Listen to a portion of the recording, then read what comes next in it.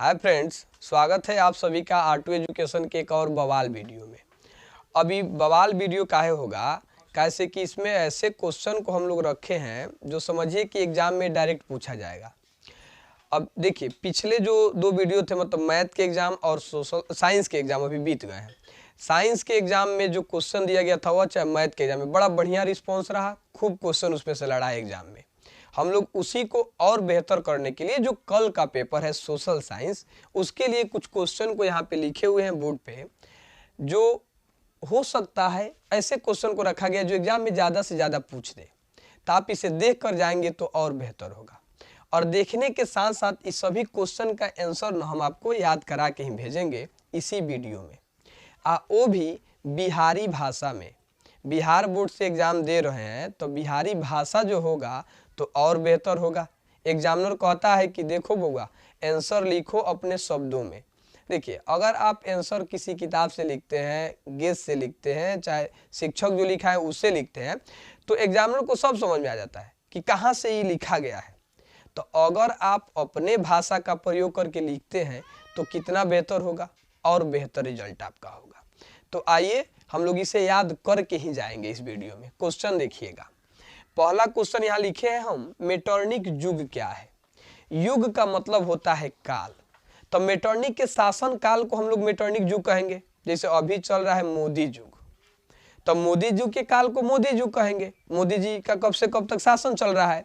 ठीक उसी प्रकार मेटरनिक जो था वह 1815 से लेकर 1848 ईस्वी तक शासन किया। तो उहे जो शासन कैलक कौन, मेटरनिक, उसी काल को हम लोग मेटरनिक युग कहेंगे। अब क्या इतना से काम चल जाएगा? बिल्कुल। आप यह लिखेंगे कि मेटरनिक के 1815 से लेकर 1848 ईस्वी तक के शासन काल को मेटरनिक युग कहते हैं।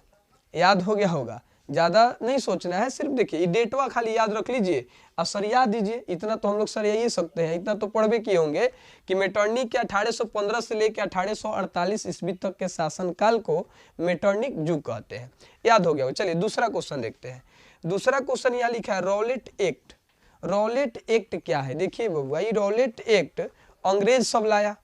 ये कब लाया? इसको 1919 ईस्वी में लाया गया। हो सकता है इसको ऑब्जेक्टिव में भी डाल दे कि रॉलेट एक्ट कब आया था, तो 1919 ईस्वी में। काहे खातिर? अंग्रेज सब न हम भारतीयों से परेशान हो गया था। वो सब ऐसे परेशान हो गया था कि कहीं ना कहीं हम लोग बार बार धरना प्रदर्शन देते थे, कहीं ना कहीं मतलब अंग्रेजों के विरुद्ध आंदोलन शुरू। तो वो सब परेशान होकर रॉलेट एक्ट लागू किया। एमे का रखा हो कि बिना किसी वारंट के हम लोग कौनों को गिरफ्तार कर लेंगे, किसी भारतीय को गिरफ्तार कर लेता था सब। उसी को कहा गया रॉलेट एक्ट। गांधी जी ने इसका जमकर विरोध किया। गांधी जी इसी को कहे काला कानून के ससुरा। ये कहा है कि बिना तुम किसी मतलब दलील को ही क्या करो, गिरफ्तार कर लो। अब देखिए इसको लिखिएगा कैसे। अगर पूछे रॉलेट एक्ट क्या है तो आप कहिएगा वैसा नियम या वैसा कानून जिसके द्वारा बिना किसी दलील के किसी भी व्यक्ति को गिरफ्तार कर लिया जाता था, उसे ही क्या कहा गया? रॉलेट एक्ट कहा गया। अब इसे इजी का होगा, आप अपने में लिखिए कि भाई वैसन नियम, वैसन कानून, चाहे वैसन व्यवस्था जौना के माध्यम से कोनो व्यक्ति के बिना कोनो अब मान लीजिए सुनिए, अभी अगर किसी को पुलिस गिरफ्तार करने आए तो वारंट लेकर आएगी नहीं कि भाई चलो ये तुम्हारे पे FIR होल है, तुमको हम पकड़ कर ले चलते हैं। ये पहले ना था। रॉलेट एक्ट में क्या था? वो आई जहाँ 5 आदमी बैठल है, कोनो को पकड़ के लेके चल गाड़ी में बैठ, बहुत धरना प्रदर्शन कर ले तू, ये ला पकड़ के लेके चल जाता था। तो उसी को क्या कहा गया? रॉलेट एक्ट कहा गया। समझ में आ गया होगा। आप ऐसे लिखेंगे कि वैसा कानून जिसके द्वारा बिना किसी दलील को किसी भी व्यक्ति को गिरफ्तार कर लिया क्या कहलाता था? Rowlatt act. कब लागू हुआ था? 1919 ईस्वी में। लिख सकते हैं कि 1919 में से लागू हुआ। गांधी जी से काला कानून कहे थे। क्या दिक्कत? चलिए अगला क्वेश्चन देखिए। अगला क्वेश्चन ये कह रहा है कि राष्ट्रीय आय क्या है, चाहे आप क्या समझते हैं वही हुआ। राष्ट्रीय आय के बारे में कुछ भी पूछे जो हम अभी बताने वाले हैं, इसको आप लोग लिखिएगा। देखिए, आय का मतलब होता है इनकम। तो हम लोग जब अपना इनकम की बात करते हैं ना तो मंथली देखते हैं। अगर आप गांव में किसी पूछेगा कितना कमा लो हो, तो कहीं कितना का 10-20 हज़ार कमा लेते हैं। इसका मतलब वो मंथली बता रहा है, मतलब एक महीना में वो कितना कमाया। किसी मजदूर किसान से पूछिएगा कि कितना कमाता रहो, तो 300-400 हो जलाई। तो 300-400 का मतलब वो डेली का बात कर रहा है। लेकिन अगर हम लोग राष्ट्रीय आय की बात करें तो ये देश का आय हो गया, और देश के आय को हम लोग एक वर्ष में मापते हैं। यानी एक वर्ष में आप सिंपल कह सकते हैं कि किसी देश द्वारा एक वर्ष में अर्जित आय को राष्ट्रीय आय कहते हैं। का भारी भारी बात है, एकदम आराम समझो। देखो कि किसी देश द्वारा एक वर्ष में अर्जित आय को राष्ट्रीय आय कहते हैं, राष्ट्रीय आय कहते हैं। आप ऐसे लिख देंगे। अब देखिए, देश में राष्ट्रीय, देश का जो आय है मतलब इनकम, वो कहाँ कहाँ से आएगा। कोई वस्तु का उत्पादन होगा, हम लोग देश को बेचेंगे कोई सामान, चाहे अगर कहीं से अर्न करके आ जाता है वो, तो यह कह सकते हैं। इसको और बेहतर लिखेंगे तो ऐसे लिखेंगे कि किसी देश द्वारा एक वर्ष में वस्तुओं एवं सेवाओं के कुल मौद्रिक मूल्य को राष्ट्रीय आय कहते हैं। कोई दिक्कत? और वहीं अगर आपसे पूछ दे क्वेश्चन की आय क्या है, तो देखो जब हम लोग कोई काम करते हैं ना, तो वो शारीरिक काम हो चाहे मानसिक काम हो, उससे जो उसको पारिश्रमिक मिलता है उसे आय कहते हैं। आप उसको आय को ऐसे लिख सकते हैं। क्वेश्चन पूछ भी देगा कि आय क्या है, कितना क्वेश्चन लिखा जाए, मतलब जो ठीक ठाक लगा उसको लिखा गया है। बहुत सारे ऐसे क्वेश्चन ठीक ठाक है, आप लोग पढ़े होंगे, जरूर रिवीजन करके जाइएगा ताकि आपको याद हो। देखिए राष्ट्रीय आय हो गया। आय क्या है? तो जब कोई व्यक्ति मानसिक या शारीरिक कार्य करता है और उस कार्य के बदले जो उसे पारिश्रमिक दी जाती है, उसी को हम लोग क्या कहते हैं? आय कहते हैं। इनकम पूछ देता है बीच में। अब देखिए, ये समझ में आ गया होगा। अब देखिए 4 नंबर क्वेश्चन है, एटीएम क्या है?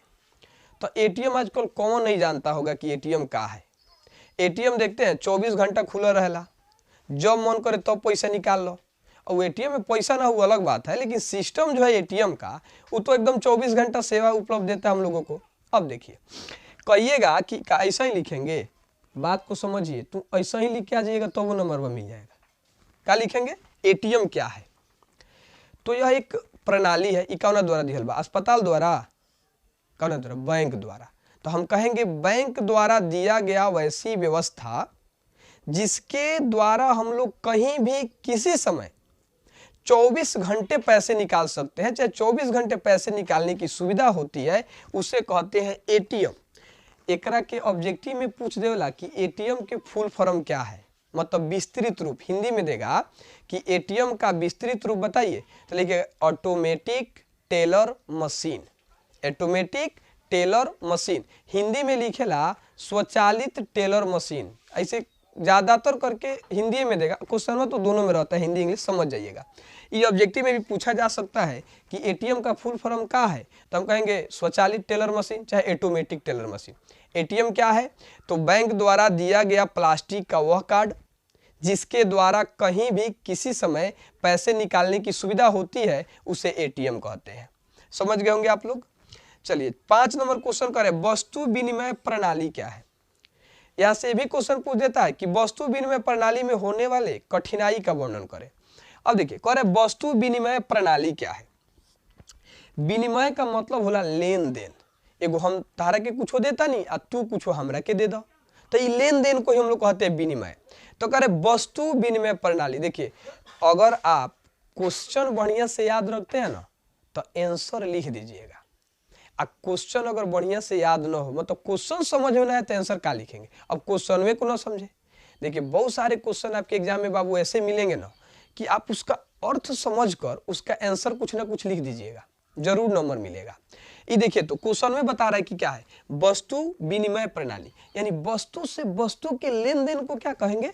वस्तु विनिमय प्रणाली कहेंगे। क्या दिक्कत है? आप ऐसे लिख सकते हैं कि वैसा विनिमय प्रणाली, वैसा विनिमय प्रणाली जिससे वस्तुओं के वस्तुओं का लेन देन किया जाता है। मतलब एगो वस्तु तू ले लो, एगो हमरा के दे दो, एकरे के वस्तु विनिमय प्रणाली कहा जाला। अब देखो पहले जो था ना, इसमें बड़ा मतलब दिक्कत थी वस्तु विनिमय प्रणाली में। क्वेश्चन पूछता है कि वस्तु विनिमय प्रणाली में होने वाले कठिनाई का वर्णन करें। अब बताइए वस्तु से वस्तु के लेन देन करे के बाद बीच में प्याज बड़ा महंगा हुआ था पिछला साल में। अब कहिएगा कि देखिए ना, एक साइड आलू रख दीजिए, साइड प्याज रख दीजिए, तो कौन मानेगा? नहीं मानेगा। पहले कंडीशन ही थी। अब देखिए मान लो हमको किसी को गाय देना है, तो उसके बदले में कितना बकरी ले ले, मुश्किल था। तो वस्तु विनिमय प्रणाली में दोहरे संजोग का अभाव था कि भाई हमारे तहत संजोग मिला था कि ना मिला था। अब संजोग मिलेगा तब तो हम लोग वस्तु का लेन देन कर सकते हैं ना। तो यहाँ था वस्तु विनिमय प्रणाली में लिख सकते हैं कि वैसा विनिमय प्रणाली जिससे वस्तुओं से वस्तुओं का लेन देन होता है उसे वस्तु विनिमय प्रणाली कहते हैं। यहाँ से भी पूछते हैं मौद्रिक प्रणाली, मौद्रिक का मतलब रुपया होता है, तो जब रुपया से वस्तु के लेन देन हो गया तो और आसान हो गया। ये धीरे धीरे अब पढ़ोगे आप लोग क्लास में, जरूर आपको याद होगा। बस अब देखिए छठा क्वेश्चन देखिए, ज्यादा टाइम हम लोग ना ले। रंग भेद क्या है? तो रंग गोरे काले, हम काले हैं तो क्या हुआ, दिल वाले हैं, है कि नहीं? तो गोरे काले ए पर भेदभाव हुआ था जब गांधी जी दक्षिण अफ्रीका में गए थे। तो दक्षिण अफ्रीका में गोरा सबसे कमे था, लेकिन काले लोगों पर बड़ा शोषण किया। तो रंग भेद, रंग का मतलब यहां समझ जाइए करिया और गोर का, करिया और गोर का, तो गोरका है तो करिया है, एकरा पर अगर भेदभाव हम कह देनी तो ओकरे के कहते हैं रंग भेद। अब कहिएगा का इसको लिखेंगे कैसे? तो सिंपल समझिए, आप इसको ऐसे लिखिएगा, रंग भेद का मतलब समझ गए ना, रंग का मतलब काले और गोरे में भेदभाव करना। तो इसे ये लिखिएगा आंसर में कि चमड़ी के आधार पर किए जाने वाले भेदभाव को रंग भेद कहते हैं। चमड़ा के आधार पर, चमड़े नु गोर करिया होला, ऐसे लिखेंगे। पैराग्राफ का आप लिख सकते हैं, एग्जांपल डालेंगे कि दक्षिण अफ्रीका में बहुसंख्यक काले लोगों पर गोरो लोगों ने रंग भेद किया था। ये दक्षिण अफ्रीका से ही शुरू हुआ था। गांधी जी इसके विरोध में बोले थे, आप लोग को ये बात सुने होंगे सब कोई, गांधी जी के बारे में ट्रेन पर से उनको फेंका था, सब गोरखा सब हटो इस पे हम बैठेंगे, तो यही थी। तो रंग भेद समझ गए कि चमड़ी के आधार पर किए जाने वाले भेदभाव को रंग भेद कहते हैं। चमड़ी के आधार पर किए जाने वाले भेदभाव को रंग भेद कहते हैं। बस सुन लीजिए, खाली एकदम ऐसा ही लिख के आइएगा, कौन प्रॉब्लम नहीं होगा, आपको नंबर मिलेगा अपना भाषा में, अपना देहाती खांटी भाषा में, बिहारी भाषा में। नेशनल बोर्ड है, बिहार बोर्ड है। चलिए अगला देखिए, अलैंगिक असमानता क्या है? ये भी तो असमानता चाहे भेद वही हुआ, अलैंगिक असमानता। तो अलैंगिक मतलब लिंग के आधार पर, लिंग के आधार पर भी समाज में बड़ा बढ़िया से भेदभाव होला। तो आप ऐसे लिखेंगे, जब समाज में लिंग के आधार पर स्त्री और पुरुष में भेदभाव की जाती है उसी को क्या कहते हैं? लैंगिक असमानता। चाहे अलैंगिक असमानता, चाहे इसको लैंगिक लिखता है, ठीक है ना, इसको अलैंगिक का लैंगिक असमानता खाली लिखे, अलैंगिक नहीं, लैंगिक असमानता मतलब लिंग के आधार पर किए जाने वाले भेदभाव को लैंगिक असमानता कहते हैं। अब होगा का गांव में भी देख लो, अरे का भइल तो बॉबी भइल होगा, छठियार फॉर्मेलिटी पूरा कर दिया जाएगा। अगर कहीं लड़का जन्म मिले का बोले बउआ बोला देखो मछली जौन बानू तारा 30 किलो के जगह 50 किलो आ जाए चाहिए, लेकिन हमारे एको गो हित ना छूटी, कैसे कि बउआ नु जन्म ले बड़े। तो अभी भी समाज में कई प्रकार के भेदभाव है, नहीं कि देखिए हम ये बढ़ावा नहीं दे रहे कि ना, हम भी समाज में ऐसा है, आप लोग देखते होंगे, हम भी देखते हैं, आगे दिन प्रतिदिन सही हो जाएगी, लेकिन लैंगिक असमानता दिख रहा है कि नहीं। तो आप एग्जाम में इसको ये लिखिएगा कि लिंग के आधार पर जब स्त्री और पुरुषों में भेदभाव की जाती है उसे लैंगिक असमानता कहते हैं। कौन था हमें इसमें आराम से याद होगा। चलिए अगला देखिए, टेंशन बस मत लीजिए, सुनते चलिए। आगे देखिए, अभी कह रहा है भूकंप से बचाव के उपाय बताएं। क्वेश्चन ये भी पूछेगा भूकंप क्या है? तो पृथ्वी के अंदर न भूकंप आता है, आकाश थोड़े फटला भूकंप में, भूकंप पृथ्वी के अंदर आएगा। तो ऐसे क्या कहेंगे, भूकंप का परिभाषा सुनिए, पृथ्वी के अंदर प्लेटों के टकराने से जो कंपन उत्पन्न होता है उसे हम कहते हैं भूकंप। पृथ्वी के अंदर कब कपाहट उत्पन्न होगी, भूकंप कहलाएगा। भूकंप से बचे के उपाय ये होला, 4-5 को पॉइंट देगा, आप आराम से समझते होंगे इसको। देखिए, अगर मान लीजिए हम किसी घर में हैं और वहाँ भूकंप के झटका महसूस होता, तो अगर संभव हो कि हम बाहर निकल जाएं तो खुले में चले जाएंगे, पहला पॉइंट हो गया। ये याद रखेंगे कि अगर भूकंप आए तो बाहर जाएंगे, खुले रास्ते में गाछ उछ के नीचे नुका जाए, गाछ गिरी दबा जीवो।